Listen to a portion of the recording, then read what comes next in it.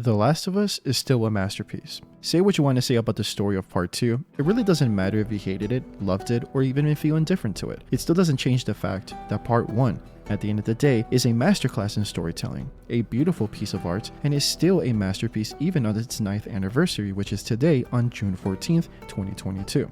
Honestly, it really doesn't matter if you're seeing this video 9 years later after its release, or even 20 years later after its release. The Last of Us is one of those few games that has the privilege to sit alongside the best games ever made, and is for sure one of the best, if not the best story ever told in video games. There should be no surprise that this is even the case when even 9 years later, this game is still being talked about non-stop, and is even getting a remake, which shows the demand of people wanting this absolute masterpiece with modern graphics and gameplay, which showcases that a lot of people actually love this game. Now, although these are my feelings towards this game, I realized that I never really made like an in-depth video talking and explaining why I consider this game the best story ever told in video games. The most I've really went deep on talking about The Last of Us Part 1 was when I made my personal video explaining on how Part 1 and Part 2 changed my life, which you're welcome to watch before or after seeing this video. But I feel like this is the time to actually talk about a game that didn't just change my life forever, but even revolutionized the way stories are told via video games. It's a game that changed so many lives, and I hope that this video does justice in showcasing how this is the case. So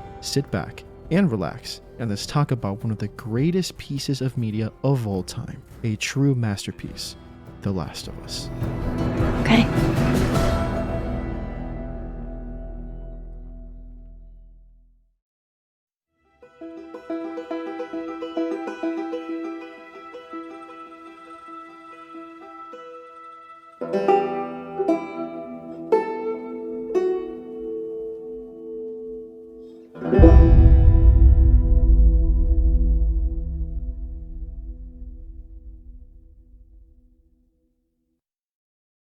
Now, before we begin into dissecting how The Last of Us as a game is a true masterpiece and how it impacted the lives of so many people, I feel like it's only fair to briefly talk about those who created this special story and showcased how without their genius ideas and without the work of this team, we wouldn't have gotten something as special like The Last of Us. The entire Naughty Dog development team, the gameplay director Bruce Straley, the story director Neil Druckmann, Troy Baker as Joel, and Ashley Johnson as Ellie. These people are the reason why this game was such a success. With any of these people missing, I am certain this game wouldn't have impacted the lives of so many people the way it did 9 years ago as of this time of recording. Bruce helped to capture at the time the sense of danger while playing this game to perfection, with the brilliant idea of him and his team making supplies scarce, making gameplay more grounded compared to other video games at the time, and it made the experience more immersive and the story itself so much better. It made us connect with these amazing characters, and it truly brought a unique aspect to this franchise. Neil Druckmann and his team brought to life an unforgettable story about two people that lost it all due to this cruel world of The Last of Us, but managed to gain the ability to love and trust each other, although this world doesn't really know what love really means anymore. This project was Neil's first shot at directing the story for a Naughty Dog game, and as the making of The Last of Us documentary shows, he was hands-on in almost every single aspect of this game, not just the writing of the story. He cared that the soundtrack truly meshed well with the story, which truly happened with Gustavo Santaolalla's iconic score. He cared for the opinions of his teammates, and if needed, even let others change certain aspects of the story to make it even better, which showcases Neil's flexibility as a director, and it shows that he trusts his team into making creative decisions that can better the experience. He gave Ashley Johnson and Troy Baker the freedom to input their unique interpretations of Joel and Ellie, and was open to suggestions or certain changes these actors might have wanted for the characters they were playing. But even if he was open to changes, he also did some things that he wanted that he basically envisioned. Like for example, the time when Troy Baker performed in the Sarah's death scene. The clip that you're going to see right now is when Neil Druckmann guided Troy Baker into making his performance in that scene 100 times better, and is now considered iconic. Don't do this, please, God, no! Oh, God, no!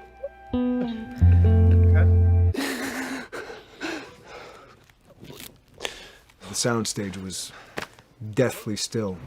It was the first take, and I felt really good about it. And it's like Neil said, okay, let's do it again. So you do it again, and automatically you feel like you're manufacturing because you're trying to go back to that place, and you're in that actor nightmare of trying to get back to that reality. And we go through it again in 5th and 6th and 7th take, and I'm just exhausted. I'm crying between takes, and I'm looking at Neil going, this is really, really hard. And finally, after like the 8th or 9th take, he said, all right, I think we got it. I was like, oh, thank God. And I went outside, and I was just jacked up for the rest of the day. I mean, a wreck emotionally. But we got it. Then 2 weeks later, he calls me. And he says, so we need to reshoot a scene. I'm like, cool, what scene are we doing? And he just looks at me. I said, dude, don't do this to me. And you can either at that moment throw your hands up in the air and say, fuck this, and walk away. Or you can say, okay, this is an opportunity to get it more right. I'm like, okay, all right. If you don't think you got it, I'm going to show you that you got it. We've got it in the can. And so we go through it again, and it just feels fake, feels artificial. And Neil goes, go through it again. We start doing it again. And I'm getting madder and madder with each take. And finally, about the 4th take, Neil comes over to me, and I love him so much. He goes, so I'm picking up on some resistance. I was like, you're damn right you're picking up on some resistance. We've got this in the can already, and we're just wasting our time, and we're wasting all this effort and energy. And then he started talking me through the scene. And he was like, what I need you to do is I need you to just strip yourself of all these ideas, and I need you to hit this beat, and this beat, and this beat, and this beat, which just makes it sound so mechanical, and it's such an emotional scene. So we start going through it, and literally I am mindlessly doing these things at this point. It's okay. I know it hurts, baby. I know. So I'm gonna lift you up. I'm gonna get you over here. Come on, baby. Come on, work with me, please. God, baby. Sarah. Sarah! Don't do this to me, baby. Don't do this to me, baby. Come on. Come on. And he stops, he goes, now we got it. And I realized that the reason why I wanted that first take to work was because I wanted everyone to look at me and go, wow, what an actor. And that's not what the scene needed. Those moments where you just have to sort of calm your ego down and just go back and do your work.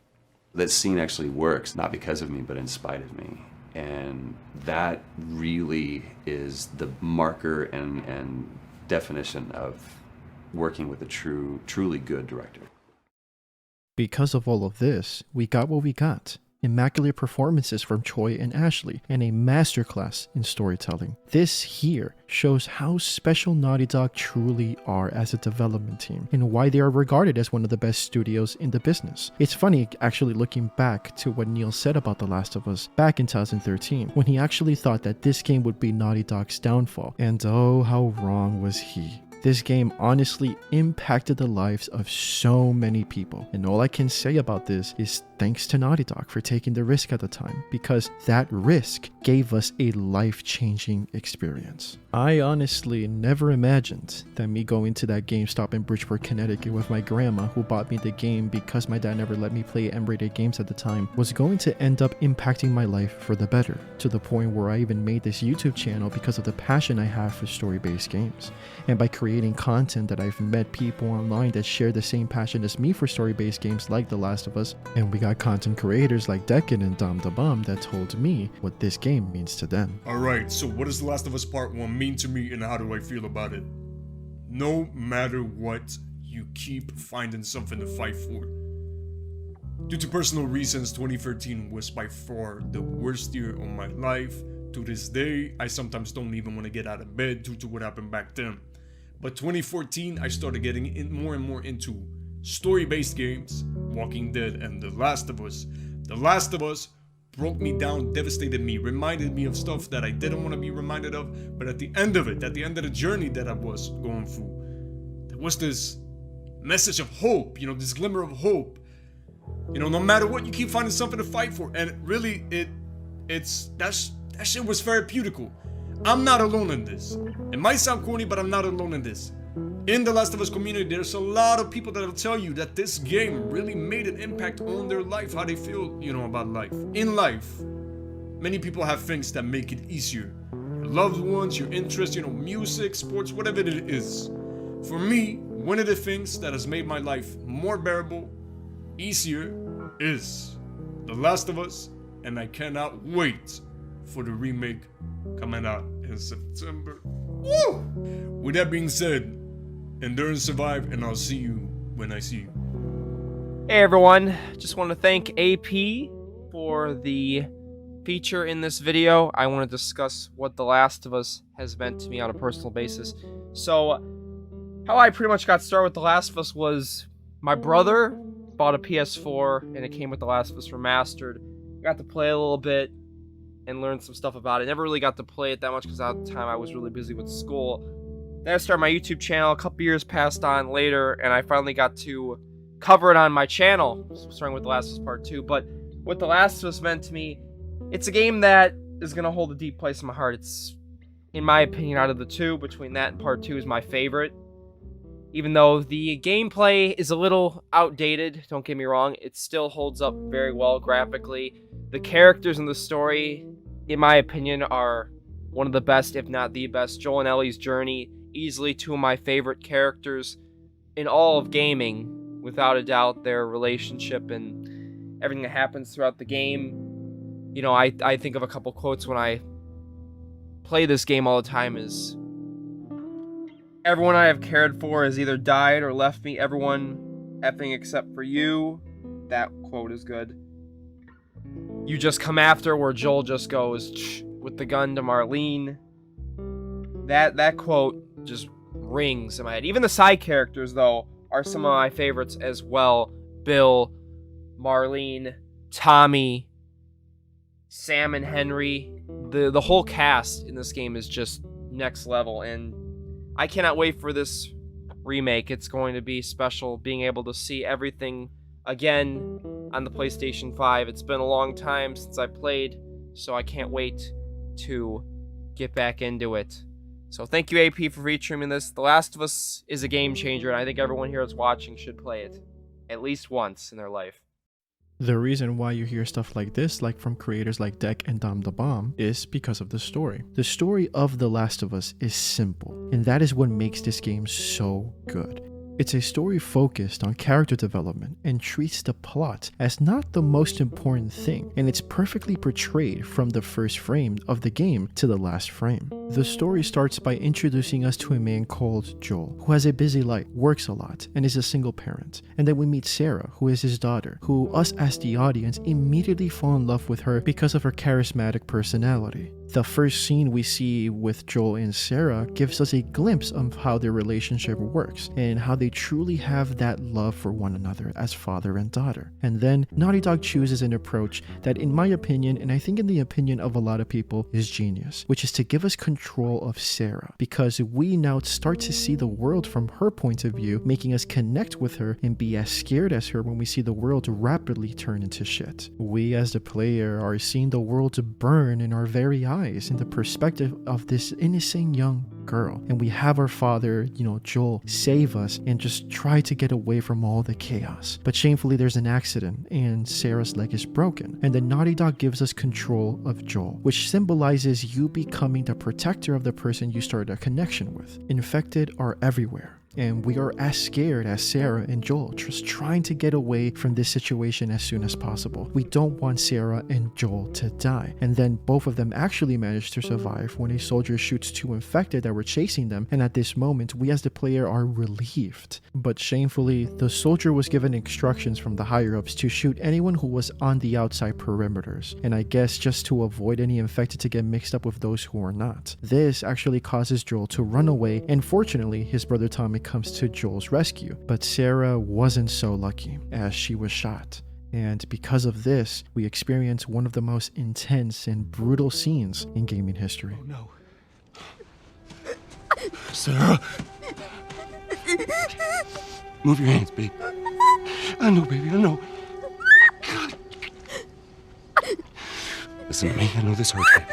You're gonna be okay, baby. Stay with me. All right, I'm gonna pick you up. I know, baby, I know it hurts. Come on, baby, please. I know, baby, I know. Sarah. baby. Don't do this to me, baby. Don't do this to me, baby. Come on. No. No. No, no, please. Please, please don't. Please.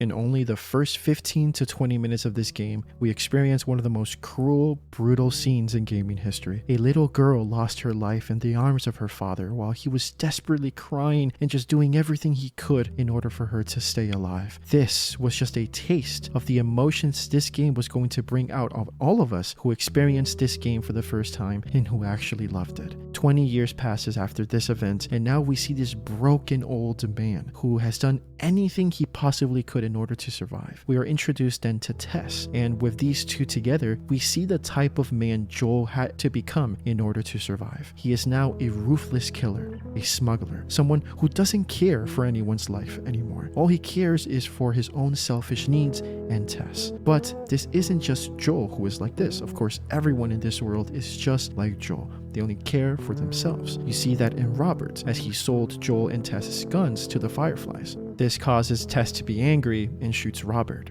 This is the world Naughty Dog set up for us. A cruel world without any hope. And then we meet Marlene, and the idea of hope in the Fireflies, which are this incompetent group with dreams of eventually restoring the US government and with the hopes of finding a vaccine. With this in mind, we immediately then are introduced to the most important character of the franchise, Ellie Williams, an innocent young girl with the biggest heart you'll ever see. A girl that immediately made Joel shut down completely and did everything in his power to not connect with Ellie. He ignored Ellie when she mentioned his watch was broken, which for sure reminded him of his daughter Sarah. He started to complain to Tess about letting go of the smuggling mission to deliver Ellie to the Fireflies and said everything he possibly could in order to give up and go back.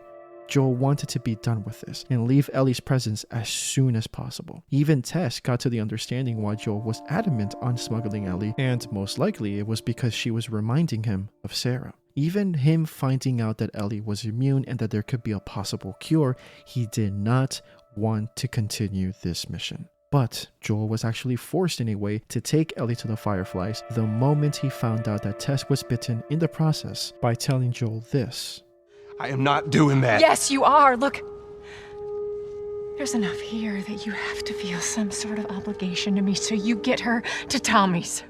Joel, of course, is forced to leave. The Fedra agents are outside, and Tess decides her last thing to do in this world is to buy Joel and Ellie some time for them to escape Fedra, and, well, was killed in the process. And them escaping is where we actually start to begin this journey of Ellie and Joel to basically fight the Fireflies, but more importantly, the journey of how these two strangers became a father and daughter to each other. After this cruel event, Ellie and Joel walk themselves to Bill's town, where Joel said Bill owed him some favors, and he thinks he can get a car so that Ellie and Joel can go to where Tommy is, and they can just go and fight the Fireflies after that. And when meeting up with Bill, we start to see more of Ellie's personality and her relationship with Joel. She's a very outspoken girl with barely any respect to those older than her. Honestly, her short relationship with Bill in this section of this game was absolutely hilarious. Hey! What'd I say to you when we walked down the steps? What'd I say? I'm just fixing your stupid pile. Don't touch. God damn it.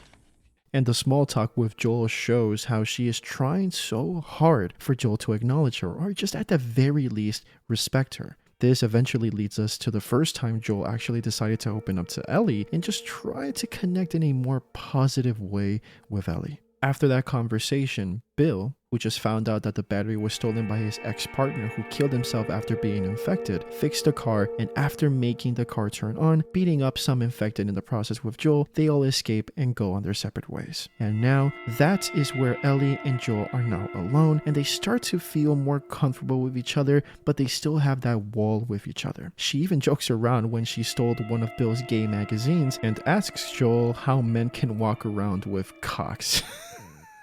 God damn it.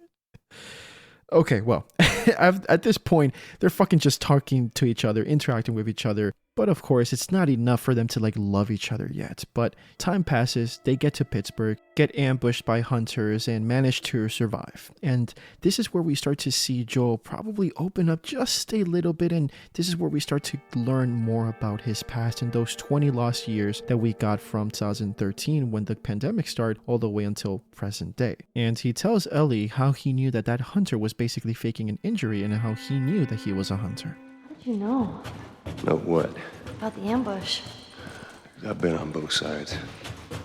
Oh. So, there are a lot of innocent people. We'll take that as a yes. Take it however you want.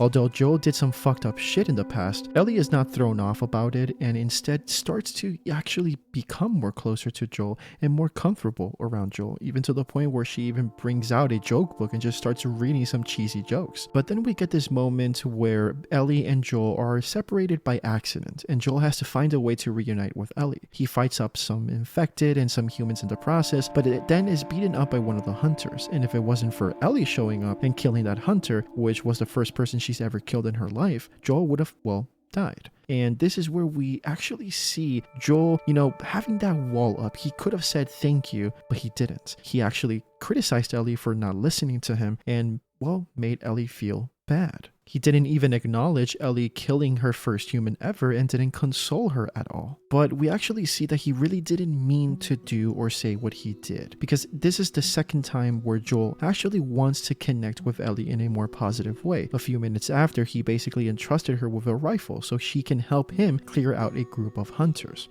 At this point, you start to see a slight change in their relationship for the better, and how both of them are starting to respect each other. That is why it isn't a surprise when Henry and Sam leaves Joel behind to survive that Ellie just jumps back to where Joel is and risks her life to be with him and just try to, escape with him. These little things are setting up the things that makes us buy the relationship at the end of the game, or even through the fall, winter, and spring sections of the game.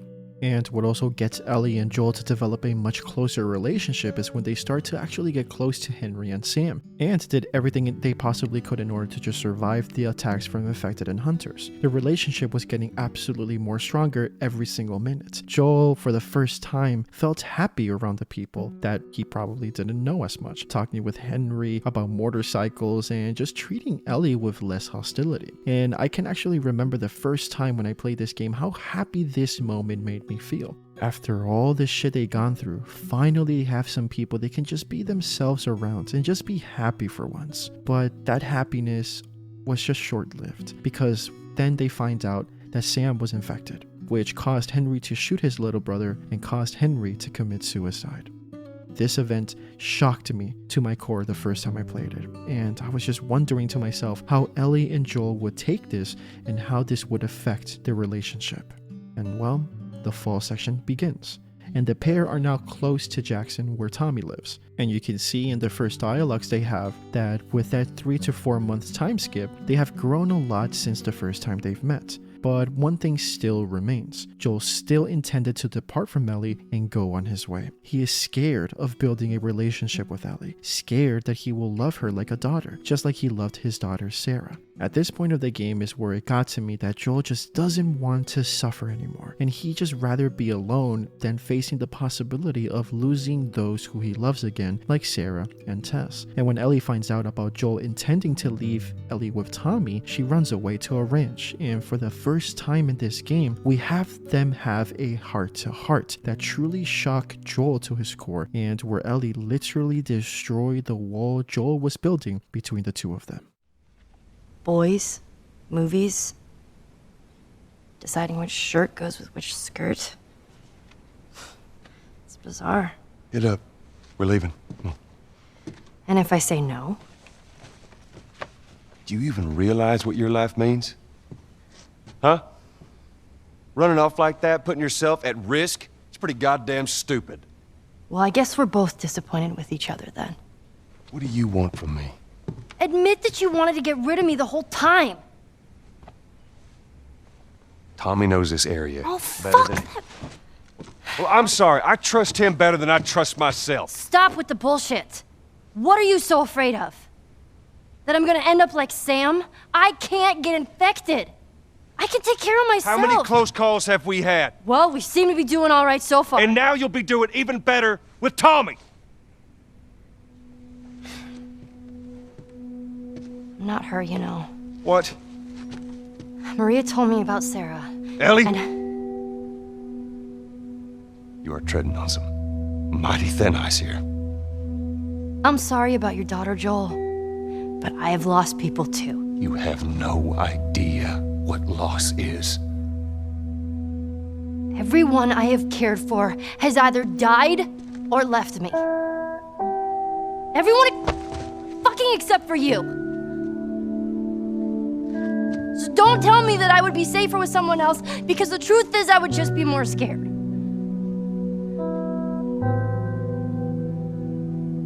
You're right. You're not my daughter. And I sure as hell ain't your dad. And we are going our separate ways. Get it together. We're not alone.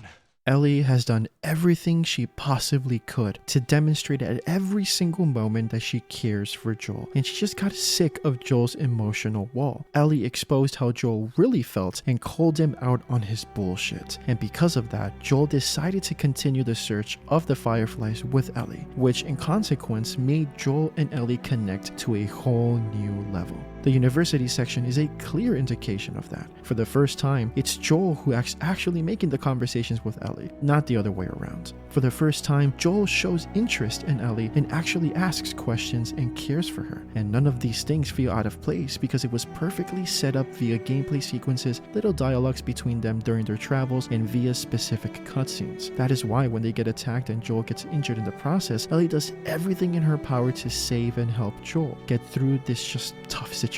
I mean, he could die in this situation. They of course survive, but Joel is too weak and passes out after losing a lot of blood. And then the winter section begins, which in my opinion is the best section of the game. I remember playing it for the first time and just thinking Joel died because we assumed control of Ellie for the first time. And I remember feeling so sad and just wanting to know what happened. This decision by Naughty Dog, by hiding the fact that Ellie was a playable character and even lied saying that Joel was the only playable character, really was a great way to manipulate our emotions in a very subtle way. And of course, to our relief, we find out that Joel did not die when Ellie meets David for the first time, and when asked what she wants in return for the deer, she screams medicine, which means Joel survived. Then we get a sequence with David and Ellie who are forced to deal with infected while Ellie waits for the medicine to arrive. Ellie then realizes David manipulated her into basically staying with him so that he can identify if she was the little girl who was traveling with that crazy man David refers to, which it ends up to be Joel. Ellie, rightfully so, gets scared, and then when the medicine arrives, she takes it and leaves, although David told her that she can stay with him so that he can protect her. Ellie goes to where Joel is, gives him the medicine that he needs, and then we get this beautiful shot of Ellie just sleeping next to Joel, wishing he recuperates as soon as possible because she needs him. Shamefully, they don't remain together for too long as Ellie realizes that she's been tracked and basically lures these men away from Joel by running away and making them chase her, but eventually she is captured by David. And this is where we realize that this group of people are cannibals and even possible predators, as David treats Ellie in a very sussy way. It's the only way I'm going to be able to convince the others. Convince them of what? That you can come around. You have heart. You're loyal. And you're special. Oh. These people are bad news, and Ellie does everything she possibly could in order to escape. And something that I did not mention throughout this video is how every single scene, the music is just absolutely amazing. The cinematography mixed with it and the performances of every single character in every single scene feels special. And in these scenes, when Ellie and David are talking, you really do feel scared and disgusted of what is happening. So when Ellie is cornered by David in the restaurant, you as the player are scared for Ellie, and you have have the fight of your life just trying to make Ellie survive David. And after Ellie's battle with David, you are now switched back to Joel's perspective, and knowing what just happened, you as the player feel the same emotion that Joel is feeling at this moment. He's trying to protect this little girl, and you just want to go and protect Ellie just the same way Joel wanted to protect Sarah in the beginning of the game, which is a nice parallel. That is why when Ellie manages to kill David before he did anything horrible to her, and Joel comes to her rescue, they share a beautiful hug, a beautiful moment where Ellie becomes Joel's daughter and Joel becomes her father. After everything we went through together with these two characters, this scene truly feels earned at the end of it. It's now the spring section, and Ellie and Joel have finally arrived to Salt Lake City. At this point, you and I as the player feel exactly like how Joel is feeling at this moment in time. You just want to be done with this, and you want them to enjoy their lives together somewhere else. But Ellie is distant. She is not the same little girl we grew to know and love during the game. She is now quiet and for sure traumatized after the events in the winter section. She tells Joel, which in a way tells the audience that she cannot give up now. Everything that they went through, it can't be for nothing. Those words, they're cut deep because you know she's right. But at the same time, you understand Joel, and at the end of the day, you just side with both of them. After that conversation lingering in our minds while they try to get across to the Salt Lake City hospital, we see that the Fireflies are knocking Joel out basically, and the next scene that we get is Marlene, who is basically trying to tell Joel that Ellie has to die for the possibility of a vaccine. And the events that occur after this are why this game remains as one of the best forms in media. Instead of having a generic ending where Ellie dies for a vaccine and saves the world, we got a gruesome and brutal ending where Joel massacres the entire Firefly base as he rushes to save his daughter Ellie, because the love he's got for Ellie and her life is just more precious to him than humanity being saved with a possible cure. I think that after the winter section, he just realized that humanity is doomed with or without a vaccine. So he kills the surgeon and saves the love of his life, his daughter Ellie. Oh God. Come on, baby girl. I got you. I got you. Oh, shit.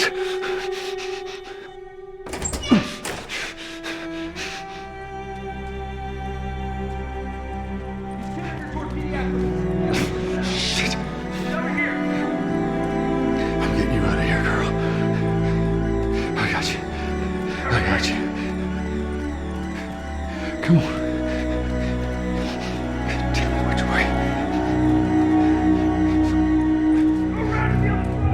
We're okay. We're okay.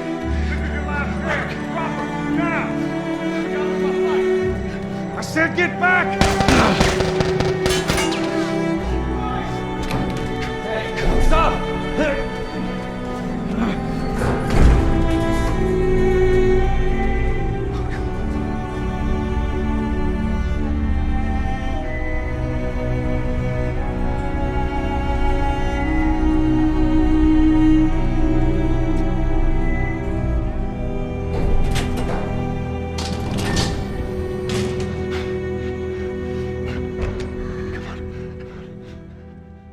Joel kills every single Firefly he could, including Marlene, so that none of them would come after Ellie. Joel even lied to Ellie about the Fireflies not looking for a cure anymore and that her immunity meant nothing, all to just protect her from what he did for her, so that Ellie could live a good life in Jackson. The game ends with Ellie asking Joel if what he said about the Fireflies is true, and he lies to her saying that he swears that it's the truth. Then the game ends in what is probably one of the best endings in any form of media. Whatever you may think about what Joel did was correct or not, what cannot be denied is that he did this for love. He did it for Ellie, and he knew that she just would not understand. What I love about this ending is how everything that happened was earned, and you can believe everything like this would happen. From the beginning, Joel was always a man who would do anything he possibly could in order to save the lives of those who he loves, even leave behind those who may need help in order to save those who he loves. Although he was becoming a little bit more soft with time because of him building this relationship with Ellie, he still did everything in his power to protect her. That is why it shouldn't be a surprise that Joel would massacre the whole Firefly base just for one person. It's who Joel is, and no matter what, nothing was going to stop him. At the end, it all just feels earned because of the time that Naughty Dog took into developing these characters and having them go through so much loss, pain, and suffering together, and has made us bond with them the same way Ellie and Joel's bond grew throughout the game. It's a story made by people that poured their heart and soul onto this project and created a timeless masterpiece that will never be forgotten. The Last of Us changed my life, and it helped me become a better person by the end of it. It has changed the life of so many others, and has taught a lot of people that even though life shits on them, we all have the ability to love and trust again, no matter the circumstances. It's a game that changed the way stories are told via video games. A game that will forever live in our minds, and now, with a remake coming very soon, it will for sure be the best version of the best story ever told in video games. Thank you, Naughty Dog, for this experience, for giving us a game that I, and many others, will never, ever forget. Next week, for the second anniversary of The Last of Us Part 2, I will discuss how even 2 years later after its release, I still can't stop thinking about that unforgettable experience. Make sure to like, share, and subscribe to the channel so you don't miss the video on June 19th. Endure and survive, my friends, and I'll see you guys next time.